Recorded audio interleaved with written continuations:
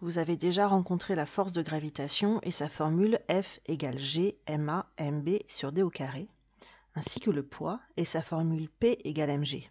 Et je vous avais indiqué que ces deux formes sont équivalentes. Comment est-ce possible avec deux formules si différentes? C'est l'objet de cette vidéo. Tout d'abord, un petit rappel. La formule de la force de gravitation doit être comprise ainsi. F égale grand G fois masse de l'objet A fois masse de l'objet B divisé par la distance entre les deux objets élevés au carré. La présentation sans les styles multiplicateurs permet d'alléger cette formule, mais il ne faut pas les oublier. D'ailleurs, c'est ce qui va nous permettre, en appliquant la commutativité de la multiplication, un petit tour de passe-passe en quelques étapes. Si A est un objet et B est la Terre, la formule de la force gravitationnelle exercée par la Terre sur l'objet peut s'écrire ainsi. F égale grand G fois masse de l'objet fois masse de la Terre, divisé par la distance au carré. Mais quelle distance? C'est la distance en mètres par rapport au centre de la Terre. Or, pour un objet posé à la surface de la Terre, cette distance correspond au rayon terrestre, rayon moyen en faisant l'approximation que la Terre est une sphère parfaite. On peut donc écrire la formule ainsi et s'apercevoir que dans ce contexte, certaines données sont déjà connues. La constante de gravitation universelle vous sera toujours donnée, elle vaut 6,67 fois 10 puissance moins 11 newton fois mètre carré divisé par des kilogrammes au carré. La masse de la Terre vaut environ 5,98 fois 10 puissance 24 kg.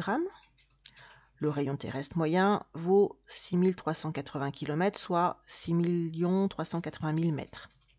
La seule donnée que nous ne connaissons pas, c'est la masse de l'objet, puisque justement, elle dépend de l'objet. Contentons-nous de calculer le reste. Mettez la vidéo en pause au signal et faites le calcul de ce qui est entouré ici. Attention, il vous faudra utiliser à bon escient la touche puissance de 10 de votre calculatrice, voire les parenthèses. C'est à vous. C'est bon? On y va pour la correction? C'est parti. Donc j'ai ici un émulateur de calculatrice en mode scientifique simple, disponible gratuitement. J'obtiens ce résultat.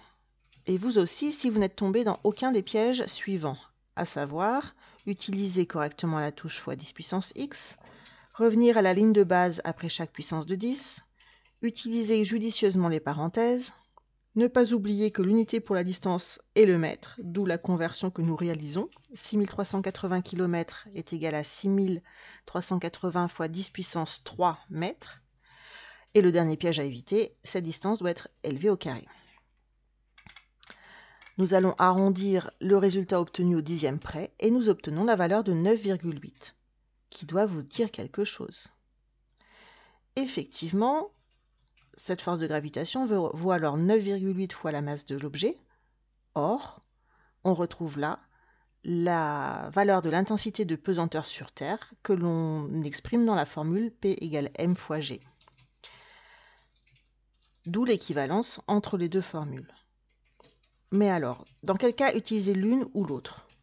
Tout dépend déjà des données que vous avez à disposition. De plus, le poids correspond à la force gravitationnelle exercée par la Terre sur un objet si celui-ci est posé à sa surface.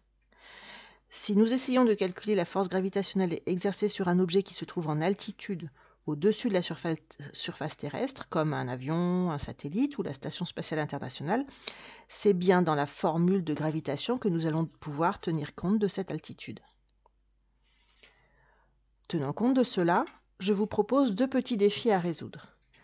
Quelle est la force de gravitation exercée par la Terre sur un passager de l'ISS d'environ 70 kg, sachant que cette dernière gravite à, on va dire, 300 km au-dessus du sol terrestre? Comparez cette valeur à celle du poids de la même personne sur Terre. Est-ce que quelque chose vous intrigue?